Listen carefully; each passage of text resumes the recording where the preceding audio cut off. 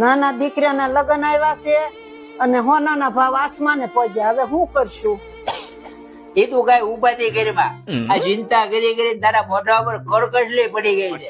આ ઘરના લગ્ન આવે છે, બ્યુટી પાર્લર માં જઈએ, ઓલું ફેસ પેક કરીએ, એને આપણે બગસરાના ઘરે ના ચડાવી દેવું. लेकिन ये साला कर क्या रहा है? વાહ બાપુજી વાહ. મોટા ભાઈ ના લગ્ન જ્યાં ત્યારે એને ઘરેણા છે 24 કેરેટ ના અને બઈ રીતે નાચ ની, અને નાના ભાઈ ને બૈરી ગોધરાની અને ઘરેણા બગસરાના. ધન્ય છે તમારા ન્યાય ને. वाह क्या एक्टिंग कर रहा है.